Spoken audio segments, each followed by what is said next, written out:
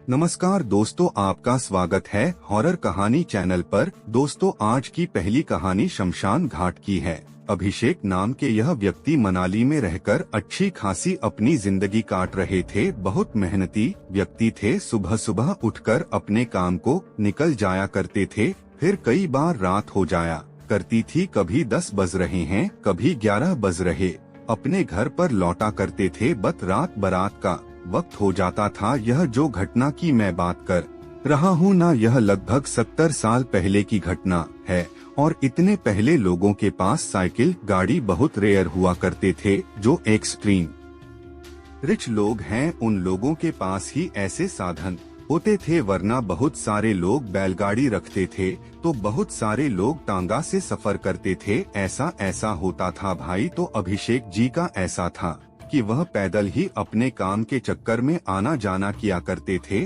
और उस जमा माने के लोग इतने स्ट्रांग होते भी थे कि 5-10 किलोमीटर तो ऐसे ही चल देंगे पैदल, कुछ फर्क नहीं पड़ेगा। उसके बाद थोड़ा थोड़ा समझ में आएगा कि अच्छा चल दिए क्या, हमने थोड़ा ज्यादा ही चल दिए हैं क्या। आजकल के टाइम में तो 800-900 मीटर ही चलते हैं लोग, तो थक जाते हैं। खैर, ये उस समय की बात है। तो ये कई बार रात देर रात बहुत लेट अपने घर पहुंचते थे। इतनी रात तक आस पड़ोस के सारे लोग सो जाया करते थे। और स्ट्रीट लाइट वगैरह तो होती ही नहीं थी, कोई सवाल ही नहीं था। कहीं कहीं पे जो मनाली के मेन टूरिस्ट पॉइंट थे वहां पर लाइट लग जाएगी, नहीं तो ऐसे नॉर्मली हर एक जगह पर नहीं थी।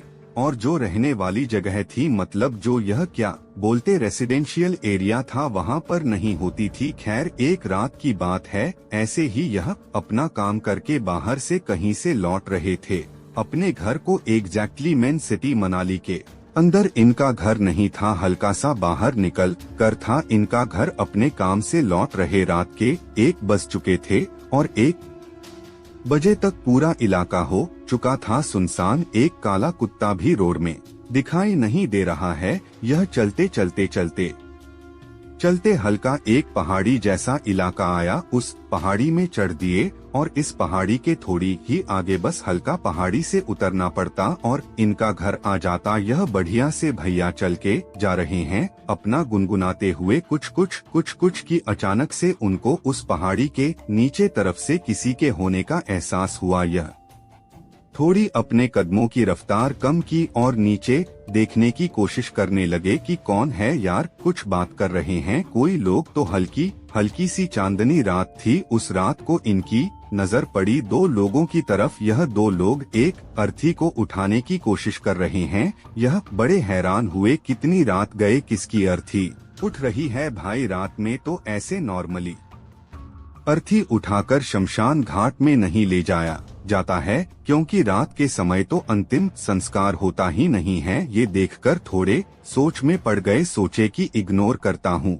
और चलते रहता हूँ अपने घर की तरफ। ये चल रहे हैं, लेकिन जो नीचे लोग थे जो अर्थी उठाने की कोशिश कर रहे थे, वो आवाज लगाते, अरे भाई साहब नीचे देखिए, नीचे हमको थोड़ी मदद चाहिए आपकी, आप आ सकते हैं क्या। इन्होंने बोले हाँ रुकिए आ रहा हूँ। आप लोग नीचे क्या कर रहे हैं? शमशान घाट तो यही ऊपर से चल के थोड़ी आगे है। अच्छा ठीक है, मैं आ रहा हूँ, रुकिए। और यह संभलते हुए अपना वो पहाड़ से नीचे उतरने लगे। लगभग 1 मिनट उतरने के बाद, क्योंकि रास्ता भी एकदम सीधा नहीं था, थोड़ा उबड़ खाबड़ था। 1 मिनट उतरने के बाद यह उन लोगों तक पहुँचे तो 2 लोग हैं खाली और एक अर्थी है। इन्होंने देख के बोले कि यह किसकी अर्थी है? आप लोग क्या इनके रिश्तेदार हैं? कुछ गलत काम तो नहीं किया ना? यह दोनों बोलते हैं, नहीं भाई साहब, यह हमारे रिश्तेदार हैं और इनका इस दुनिया में कोई नहीं था। रात में इनकी मृत्यु हो गई थी 2 रात पहले हाँ, और किसी को भी पता नहीं चल पाया था। फिर हमको खबर मिली, हम आए तो हम लेकर जा रहे हैं। देखो ना, इनकी बॉडी के पास से थोड़ी स्मेल भी आ रही है। इन्होंने रियलाइज की कि हाँ, स्मेल तो आ रही है। ये दोनों व्यक्ति बोलते हैं कि अब इनको रात में ही हमको श्मशान घाट ले जाके इनका अंतिम संस्कार करना पड़ेगा, तो थोड़ी मदद चाहिए, आप उठवा देंगे क्या हम लोग अपने घर से यहाँ तक तो लेकर आ गए हैं, लेकिन अब उठाए नहीं जा रहा है, क्योंकि अब हमको पहाड़ में और चढ़ना है और फिर उसके बाद और थोड़ा सा पहाड़ उतरना है, फिर अपना शमशान घाट आएगा। इन्होंने बोले कि चिंता मत करो, मैं भी मदद किए देता हूँ। यह क्या थोड़े से बल्कि बॉडी के थे, थोड़े लंबे चौड़े थे। ऐसा बोल के ना यह बोले कि मैं सामने से उठाता हूँ, आप दोनों पीछे से उठाओ, मैं अकेला उठा लूंगा। तो जो अर्थी के दोनों तरफ का जो बांस होता है इन्होंने अपने कंधे में डाल लिए और पीछे तरफ वो दोनों दुबले पतले व्यक्ति भाई अर्थी को अपने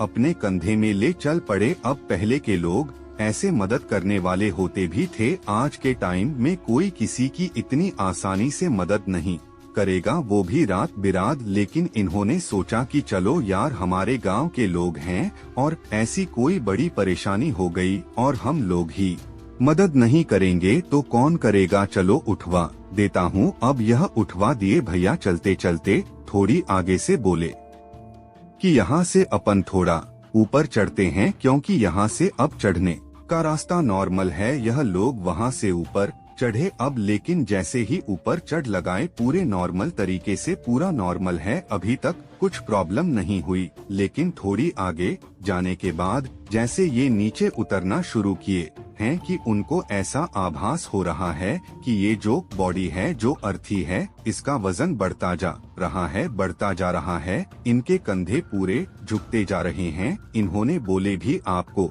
ऐसा नहीं लग रहा है कि अर्थी का वजन बढ़ता जा रहा है? पीछे से दोनों चलते हुए आदमी कहते कि हाँ भाई साहब, ऐसा होते रहता है, कई बार कई लोगों के साथ होता है। मृत्यु के बाद लोगों का वजन बढ़ने लगता है। आप चलते चलते रहिए ना, ज्यादा ध्यान मत दीजिए, जल्दी जल्दी हम लोग शमशान घाट के अंदर पहुंच जाए, सब अच्छा हो जाएगा, सब वजन कम हो जाएगा। इन्होंने सोचे कि बड़ी अजीब बात कहे यार, मैंने तो कभी ऐसा नहीं सुना था। मेरे जान पहचान में भी बहुत सारे लोग की मृत्यु हुई है और मैंने भी लाइफ में 2-3 अर्थी या तो उठा चुका हूँ, ऐसा तो कभी नहीं हुआ। यह कैसे हो रहा है? खैर, यह फिर आगे बढ़ चले, लेकिन इनका कंधा और झुकता जा रहा है। यह वजन अब इतना बढ़ गया कि इनके कंधे में जो पेन हो रहा था, उस वजन की वजह से वह बेरे बेरे पीछे चल रहे दोनों आदमियों ने एक भी रिस्पांस नहीं दिए। इनको थोड़ा अजीब लगा कि यह दोनों ने कुछ बोले क्यों नहीं, यह कुछ नहीं बोले। अब यह रियलाइज करना शुरू कर रहे हैं। थोड़ी आगे बढ़े तो इनको ऐसा महसूस हुआ कि जो अर्थी का पैर है ना, इनके कंधे में टच किया। अब यह डरे बहुत जोर से, क्योंकि अर्थी में जो बॉडी थी उसका सर वाला पार्ट तो पीछे वह दोनों आदमियों की तरफ था और पैर वाला पार्ट इनकी तरफ था। थोड़ी देर बाद इनको ऐसा महसूस हुआ कि वह पैर इनके कंधे में ऐसा आके टच किया है। अब घबराने वाली बात तो थी, क्योंकि अर्थी के ऊपर जो कोई भी लेटा हुआ था उसकी कद काठी इतनी भी नहीं थी कि वो इतना लंबा हो जाए और इतना भारी महसूस हो। तो फिर यह पैर कैसे कंधे में टच हुआ है, तो फिर यह वजन इतना ज्यादा उसका कैसे भारी हो गया है जैसे इनके कंधे में वो पैर टच हुआ है। इन्होंने तिरछी आंख से देख लिए कि एक पैर लटक के कंधे तक आ गया है, वो पैर कटा फटा दिख रहा है। ऐसा दिख रहा है कि समझ लो कि कटने के बाद कैसा चोट आ जाती है, कैसा घाव हो जाता है, तो कैसे एकदम कट सा दिखता है। इतना बड़ा सा कट ऐसा किसी ने ऐसा खतरनाक तरीके से काट दिया तो वो कट कैसा दिखेगा, खून नहीं आ रहा और कैसा फटा हुआ सा दिखेगा ना, वैसा इनको दिखा। और एकदम नाखून सड़े से और उस पैर के पास से इतनी गंदी बदबू आ रही थी। इतनी गंदी बदबू तो पहले से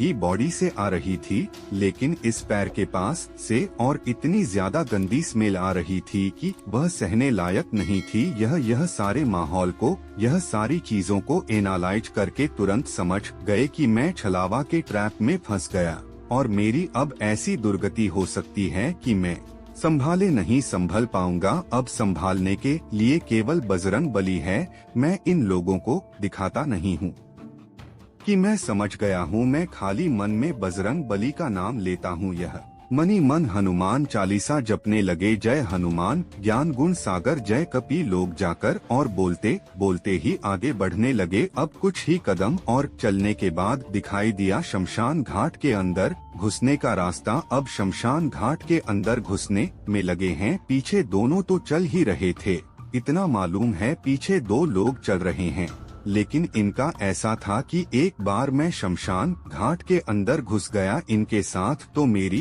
कैसेट बन जानी है, मेरी बैंड बच जानी है।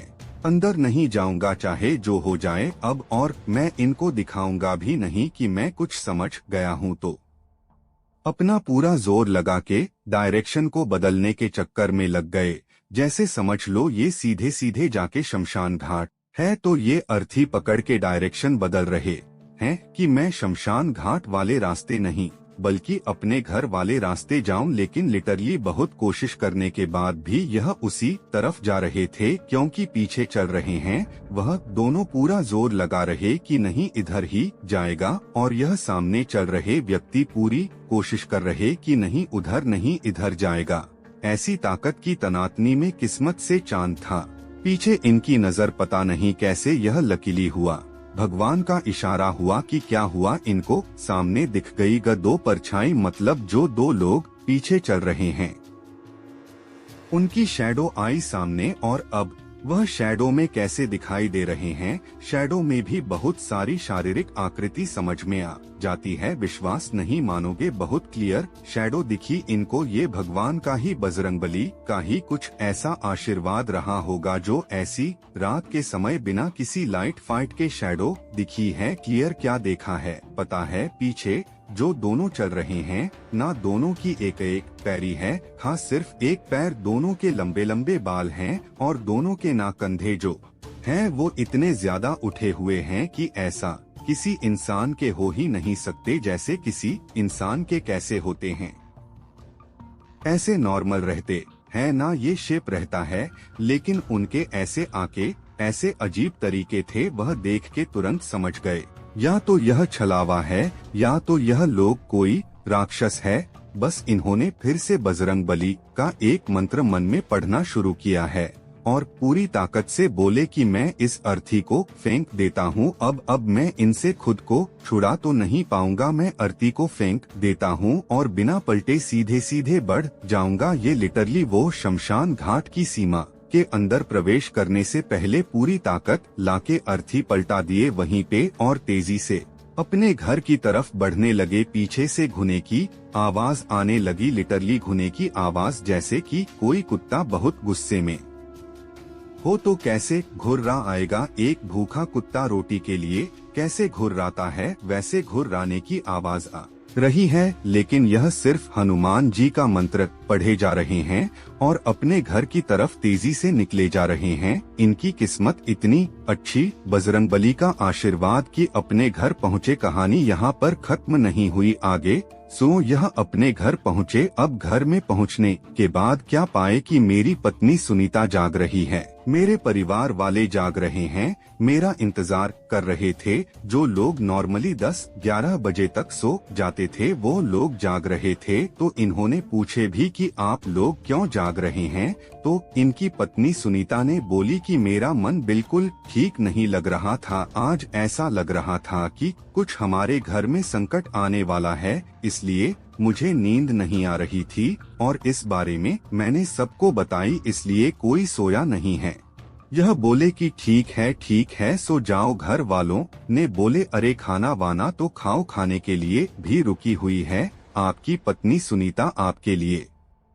इन्होंने बोले कि नहीं एक काम करो तुम खा लो, मैं आ गया हूँ। पत्नी सुनीता सब कुछ ठीक है, कोई टेंशन नहीं है, लेकिन इनका चेहरा बहुत कुछ बता रहा था कि कुछ ठीक नहीं है। इन्होंने कुछ तो भी अभी फील किए हैं। इनकी पत्नी सुनीता को फिर भी मन में ये एक सेटिस्फेक्शन आया कि चलो मेरे पति सही सलामत घर तो पहुंच गए हैं। चेहरे से भले ही डरे हुए हैं लेकिन पहुंच गए हैं। इन्होंने खाना खा ली और सब सो गए। अब भैया पुराने लोग जल्दी उठने की आदत, इनकी 5 बजे उठने की आदत थी। सोए कितने बजे, 5 बजे अपने आप नींद खुल जाती।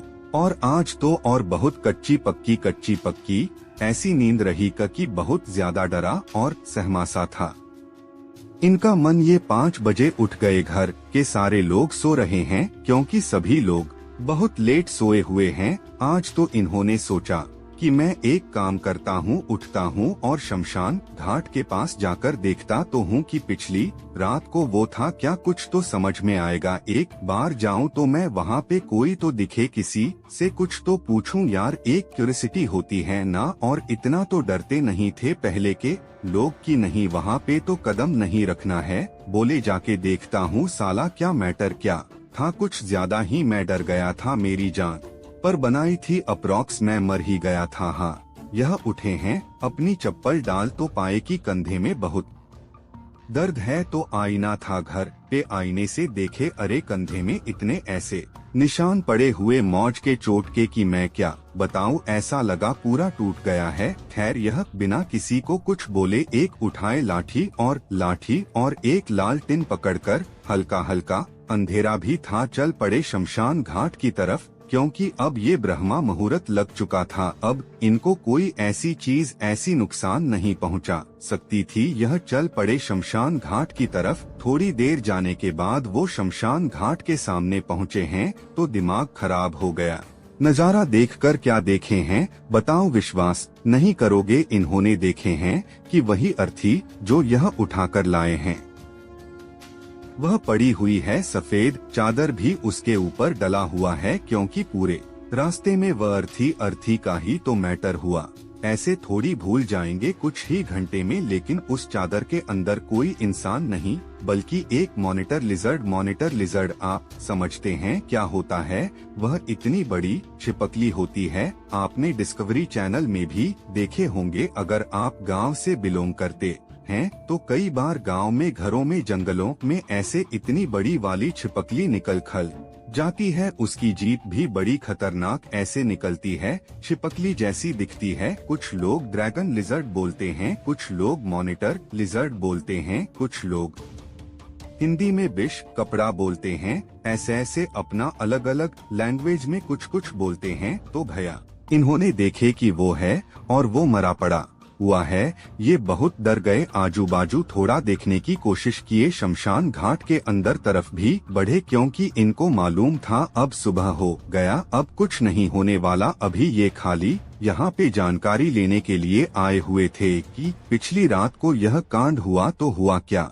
लेकिन कोई दिखाई नहीं दिया। इन्होंने बोले भाड़ में जाए, मैं जाता हूँ घर पे और किसी को कुछ नहीं बताऊंगा। यह घर गए, लेकिन जब इनकी पत्नी सुनीता उठी तो इनकी पत्नी सुनीता से फिर रहा नहीं गया। बोली सब लोग जाग रहे थे कल और सब लोग चिंता में थे, इसलिए मैंने कुछ पूछी नहीं। अभी बताओ अकेले में कि क्या हुआ था कल। पत्नी सुनीता से क्या छुपाए यार, पूरी बात बता डाले। फिर इनकी पत्नी सुनीता ने बोली कि अब चाहे जो हो जाए, रात बेरात ऐसे अपने घर मत लौटना भैया, थोड़ा कम कमा लोगे है कि नहीं, लेकिन जिंदगी रिस्क में तो नहीं जाएगी। तो फिर इन्होंने सेफ्टी से काम करना शुरू कर दिए। टाइम पे जाते थे, टाइम पे आते थे, सब सिस्टम अच्छा हो गया। दोस्तों आज की कहानी दूसरी कहानी है भूतिया गांव के बारे में सन 1962 में। और शुरुआत करते हैं इस खौफनाक खतरनाक घटना की कहानी की। तो सुरेश नाम के यह व्यक्ति झारखंड के गांव में रहकर अच्छी खासी अपने परिवार के साथ अपनी जिंदगी काट रहे थे। इनके परिवार में इनके माता पिता, इनके 3 भाई और इनकी पत्नी भी थी। दरअसल सीन यह था कि बचपन से ही जो सुरेश जी थे ना, पढ़ाई लिखाई में बहुत बढ़िया थे। इनके भाई और यह खुद अपने ही गांव के एकमात्र स्कूल में पढ़ते थे। अलग अलग क्लासेस में पढ़ते थे। अंग्रेजों के जमाने का खोला हुआ यह स्कूल था भाई, बड़ा बढ़िया वाला स्कूल था। लेकिन ना इनके जो भाई थे, 2 बड़े भाई और एक छोटा वाला भाई, उनका ना पढ़ाई में ज्यादा मन नहीं लगता था। लेकिन सुरेश जी को पढ़ाई में बड़ा मजा आता था। इसी वजह से जब वह अपना कंप्लीट किए ना पढ़ाई, तो गांव के सभी लोग बोलने लगे कि गांव में देख लेना सबसे बड़ी नौकरी सुरेश को ही मिलेगी। और बस इसी एक चीज के साथ यह नौकरी की तलाश में लग गए। बड़े हो चुके थे ना, अब नौकरी की उम्र आ गई थी। कुछ ही समय में अब शादी भी करवाने की बात चल रही थी, क्योंकि पहले के जमाने में शादी बहुत जल्दी हो जाया करती थी, लेकिन यह जिद में थे कि मेरी पूरी पढ़ाई कंप्लीट होगी, उसके बाद मैं नौकरी ओकरी ढूंढने लगूंगा, तो फिर देख लेना, फिर शादी करवा देना या फिर नौकरी मिलने के बाद ही कराना भाई। लेकिन सीन यह था कि शादी वादी की बात बहुत नजदीक आ गई थी, तो यह जगह पे अपना जो फॉर्म मम होता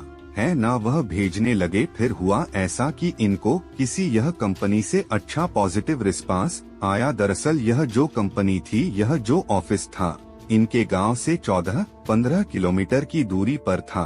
वह एक थोड़े बड़े टाउन में था। जैसे ही वहां से पॉजिटिव रिस्पांस आया, यहाँ पर छठ मंगनी पट बिहा हो गई। रिस्पांस लेटर में लिखा हुआ था कि सुरेश जी, हमको आपकी क्वालिफिकेशन बहुत पसंद आई है, हम चाहते हैं कि आप इतनी तारीख से ज्वाइनिंग कर ले। यह दिसंबर की 1 तारीख होगी। आपको पूरे हफ्ते में मंडे ट्यूसडे वेडनेसडे थर्सडे तक काम करना पड़ेगा और 3 दिन की आपकी छुट्टी होगी। इतनी पगार होगी। कृपया 9-10 बजे के आसपास दिसंबर की 1 तारीख को पहुंच जाए। जैसे यह लेटर सुरेश जी ने पढ़े और परिवार के सारे लोगों ने देखे, तो अलग ही खुशी की लहर इस पूरे खानदान में दौड़ पड़ी, क्योंकि इतनी बड़ी नौकरी पहली बार किसी को यहाँ पर ऐसी मिली थी। फिर क्या था, आखिरकार वो वाला दिन आ गया जब यह अपनी नौकरी करने के लिए सुबह 7 बजे उठ के अपने ऑफिस के लिए निकले। 7:30 बजे इनको अपने गांव के बस स्टॉप से बढ़िया बस मिल गई। 8 बजे के आसपास ये अपने उस टाउन में पहुंच गए जहां पर इनका ऑफिस था। वहां से बस कुछ ही मिनटों की, यानी 2 या 3 मिनट की वॉकिंग डिस्टेंस पे ही इनका ऑफिस था। आज का दिन तो इतना अच्छा गया यार, जिसकी कोई लिमिट नहीं थी। नहीं, आज कोई भूतिया एक्टिविटी नहीं हुई है। अब थोड़ा सा आपको इनका रूटीन समझाता हूँ। अब इनका कैरेक्टर बैठ गया। अब इनका रूटीन समझो। सीन यह था कि सुरेश जी जहाँ पर रहते थे, जिस गांव में, जिस घर में, वहाँ से लगभग 2 किलोमीटर चल के इनको बस स्टॉप तक आना पड़ता था और यहाँ से इनको बस मिलती थी और यह बस लगभग आधे घंटे का सफर तय करके एक दूसरे टाउन में पहुँचती थी जहाँ पर इनका ऑफिस था। ये इस टाउन में अपनी बस से उतरते थे और 3 मिनट तक पैदल चलकर अपने ऑफिस पहुंच जाया करते थे। इसी वजह से ये सुबह 7 बजे तो अपने घर से निकलते थे, लेकिन शाम के 8:01 बजे अपने घर पर पहुंचते थे, क्योंकि ये अपने टाउन से 7:30 बजे के आसपास बस पकड़ते थे, जो कि 8 बजे के आसपास इनके गांव पहुंचाती थी और 20 मिनट इन्हें घर पहुंचने में लगते थे। अभी तक सब अच्छा चल रहा था, किसी तरह की कोई भी तकलीफ नहीं थी। इनको जॉब करते करते पूरे 27 दिन हो चुके थे। एक दिन इनके ऑफिसर इनके सामने आते हैं, बोलते हैं, भाई सुरेश, हम तुम्हारी परफॉर्मेंस से बड़े खुश हैं। आज ऑफिस का थोड़ा एक्स्ट्रा काम है, वो निपटा। आज तुम अपनी 7:30 बजे वाली बस नहीं पकड़ पाओगे, रात वाली पकड़ना। सुरेश जी को बहुत अच्छे से पता था कि रात में 11 बजे एक बस है, लेकिन परिवार वालों को तो किसी को बताया नहीं है भाई कि आज हमें ऑफिस से आने में लेट हो जाएगा। परिवार वाले, घर वाले लोग, मेरी पत्नी नई जो आई हुई है, मेरे भाई लोग बड़े टेंशन में आ जाएंगे। अरे ठीक है यार, ऑफिस का काम है। ऑफिस के लोग सारे खुश हैं, काम करने बैठ गए। ऑफिस के एक इंसान अपना काम कर के घर की तरफ निकलने लगा। फिर क्या था, रात में 9:30 बजे के आसपास सुरेश जी का काम पूरा कंप्लीट हो गया और वह भी चौकीदार को बाय बोलकर बस स्टॉप के लिए निकल पड़े। लेकिन बस तो रात के 9:30 बजे आने वाली थी ना, 9:30 बजे आई। अब वो बस से उतरे। अब जब वह बस से उतरे ना, तो दिन भर की बहुत थकान हो गई थी। यार देखो, ऐसा नहीं होता कि सिर्फ शारीरिक मेहनत करो तो ही थकान होती, नहीं, मानसिक मेहनत करो तो उससे ज्यादा थकान कई बार होती है। आप खुद नोटिस कर लेना। तो बहुत देर से लगे हुए थे, ऑफिस से काम करने में लगे हुए थे, इस वजह से बहुत थक गए थे। अब यह जिस बस स्टॉप में उतरे अपने घर जाने के लिए, जहां से इनका घर 2 किलोमीटर की दूरी पर था, उस दिन ना ऐसा हो गया था कि ठंड बहुत ज्यादा लग रही थी। सुरेश जी सोच रहे थे कि यार जल्दी जल्दी मैं अपने घर को पहुंच यह बढ़िया से अपने बस से उतरे और पैदल पैदल घर की तरफ जाने लगे। एक छोटी सी चीज मैंने आप लोग को स्टार्टिंग में नहीं बताया कि यह जिस बस स्टॉप में उतरते थे अपना घर जाने के लिए, ना वहां से इनके घर तक का जो रास्ता था वो इतना क्लियर और इतना प्रॉपर रास्ता नहीं था, क्योंकि मैं सन 1962 की बात कर रहा हूँ। एक छोटे गाँव की तो बात यह है ना भाई कि वहाँ पर ना ऐसे प्रॉपर रोड वर्ड नहीं बनी रहती थी छोटे गांव में इतने पहले, क्योंकि ज्यादा समय नहीं हुआ था अंग्रेजों को गए हुए। वहाँ पर बहुत सिंपल सी कच्ची रोड रहती थी, कई बार पगडंडियों का रास्ता भी होता था। तो इनका जो घर जाने का रास्ता था यह थोड़ा कच्चा रास्ता था और फिर वह लिटरली पगडंडी वाला था। पगडंडी बहुत सारे लोग को नहीं समझता होगा, मैं बताता हूँ। एक ऐसा रास्ता होता है यह कि जहाँ पर ना उबड़ खाबड़ रहता है, सब कुछ पत्थर पत्थर निकले हुए हैं, झाड़ी वाड़ी रोड में उग गई है। ऐसे रास्ते को पगडंडी वाला रास्ता कहा जाता है। रास्ते से ही पानी बहकर जा रहा है। ऐसे रास्ते होते पकड़ तो थोड़ा सा कच्चा रास्ता था, लगभग आधे किलोमीटर का, और फिर आधे किलोमीटर का पगडंडी वाला रास्ता था। भाई अब आज बहुत ज्यादा ठंड थी, चारों तरफ कोहरा था और साथ ही साथ अच्छा खासा अंधेरा भी था। ना जाने आज चांदनी रात ढंग से हुई नहीं थी या फिर कोहरे ने ही पूरे आसमान को खतरनाक तरीके से ढक डाला था। ना जाने क्यों आज का यह माहौल एक अजीब सा डर मन में बैठा रहा था। यह बढ़िया बस से उतरे और घर की तरफ बढ़ चले।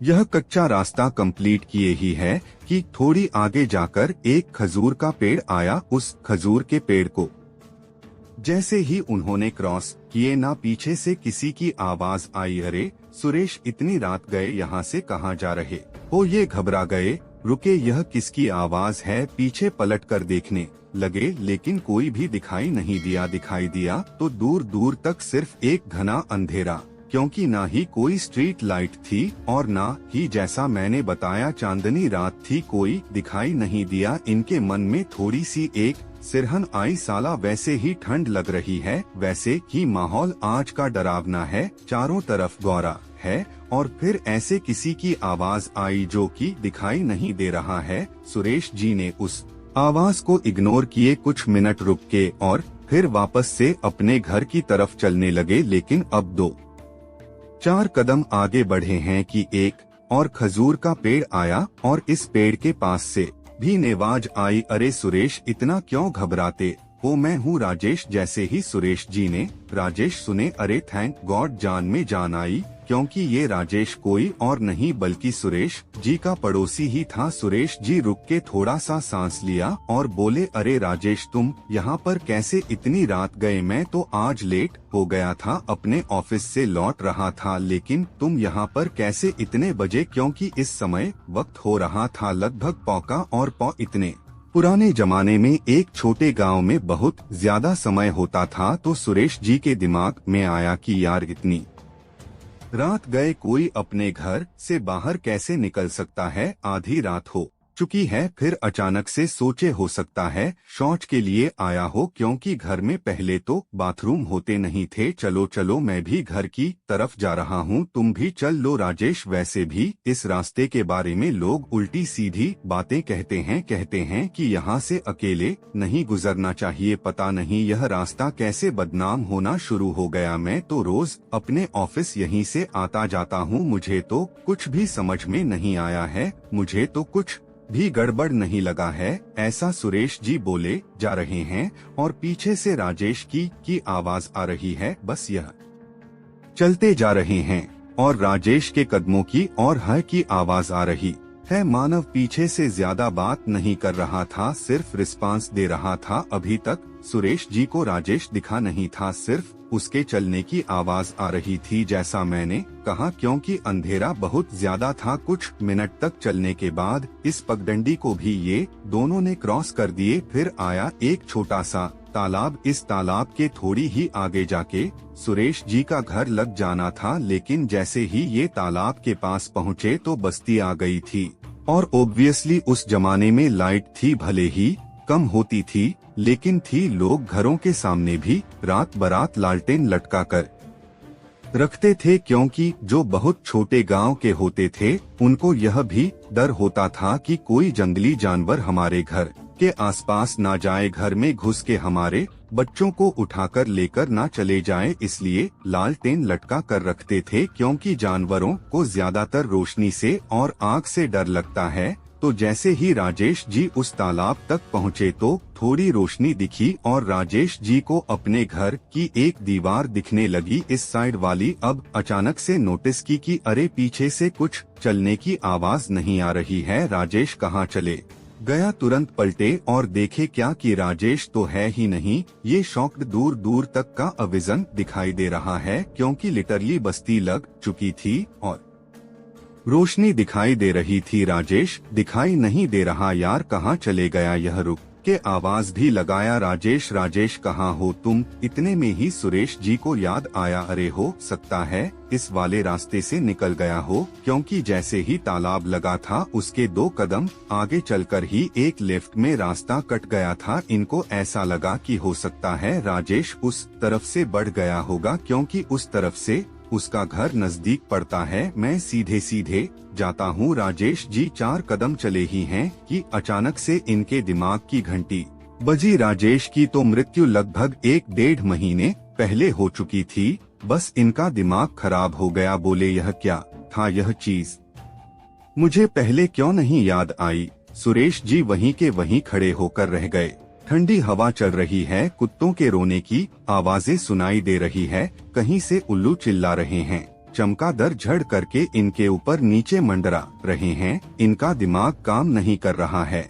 एक चमगादड़ तो उड़ के एकदम इनके कान के नजदीक से तब ये रियलाइज किए कि मुझे यहाँ पर खड़े तो 15-20 मिनट हो चुके हैं और यहाँ पर राजेश तो आ ही नहीं सकता था, क्योंकि राजेश की मृत्यु तो 1-1.5 महीने पहले ही हो चुकी है। यह गड़बड़ा के अपने घर की तरफ वापस से बढ़े और फिर जैसे ही अपने घर की दीवार तक पहुँचे हैं उन्हें राजेश का घर भी दिखाई दिया। थोड़ी आगे डर के वहीं पर फिर से सहम गए और राजेश के घर के दरवाजे की तरफ देखने लगे, जो बंद था। सामने एक लालटेन लटक रहा था, धीरे हिल रहा था। अचानक से उस लालटेन से किसी की परछाई घर के अंदर जाते हुए दिखाई दी है। कितने में इनके घर का गेट खोला, टक ये नॉर्मल हुए और वहां से नजर हटा पाए, क्योंकि वहां पर किसी की परछाई दिखी थी।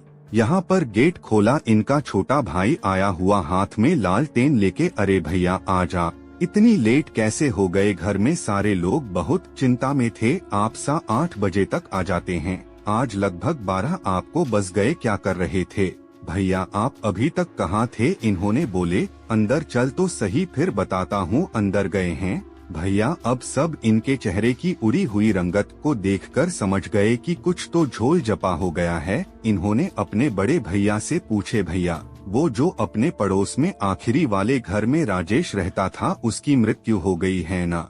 भैया ने बोले हाँ मृत्यु हो गई है, वो तेरे शादी का माहौल चल रहा था ना, उसी समय हुई थी, हम में से कोई नहीं जा पाया, हमें बस उसकी मृत्यु का कारण पता चला। यह थोड़े एक्साइटेड हो गए। हाँ भैया कैसे हुई उसकी मृत्यु। भैया ने बताया कि इतना इंटरेस्ट से तू क्यों पूछ रहा है, आज अचानक से तेरी तो इतनी बातचीत नहीं थी राजेश से। यह भैया को A to Z पूरी बात बता देते हैं। अब भैया शॉक्ड हो सकता है, बोले कि राजेश इसीलिए तेरे पास आया होगा ताकि उसके साथ जो उस रात को हुआ था वह तेरे साथ ना हो। यह बोलते हैं कि क्या हुआ था भैया, मैं जॉब और शादी के चक्कर में अपने मोहल्ले गांव परिवार वालों से थोड़ा टूट कर रह, क्या हुआ था ऐसा राजेश के साथ कि उसकी आत्मा आज मेरे पास आई। भैया ने अब बताए कि इसी तरह से राजेश भी उसी रास्ते से रात बेरात गुजर रहा था, वही रास्ता जिसको आज लोग ठीक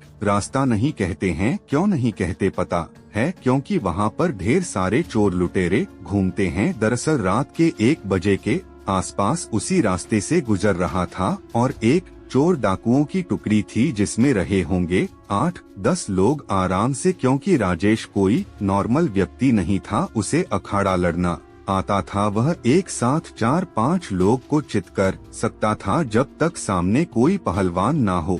उसके सामने टिकना आसान लोगों की बस की बात नहीं थी। पक्का उस दिन कुछ चोर लुटेरी की टकरी उसके पास आई होगी, किसी बात पर बहस हुई होगी। चोर लुटेरों ने उसके ऊपर आक्रमण करती है और वहीं पर राजेश की मृत्यु हो गई। सुबह सुबह गांव का ही एक व्यक्ति जो कि राजेश के 2 घर छोड़ के ही रहता था, शौचालय के लिए उसी रास्ते की तरफ गया और देखा कि राजेश तो वहां पर मरा पड़ा हुआ है और आसपास कुछ हथियार भी। तुरंत ही भागता हुआ आया, हल्का भी नहीं हुआ, भागता हुआ आया और राजेश के घर पर सारी बात बताया। बस फिर क्या था, राजेश का अंतिम संस्कार हो गया। अपन में से कोई नहीं जा पाया क्योंकि कि तेरी शादी वाला एकदम वो शायद हल्दी वाला दिन था कि कौन सा वाला दिन था। बहुत बुरा हुआ बेचारे के साथ, लेकिन मैं समझ गया सुरेश, आज जो राजेश की आत्मा तेरे पास आई थी वह तुझे किसी प्रकार का नुकसान पहुंचाने नहीं बल्कि तुझे प्रोटेक्ट करने आई थी। सच बता रहा हूँ, अगर तेरे आसपास आज कोई भी उल्टा सीधा आदमी भटका होता ना तो राजेश की आत्मा उस गलत आदमी को गलती से भी नहीं छोड़ी होती। यह वहीं पर ठंडे पड़ गए। इस दिन के बाद से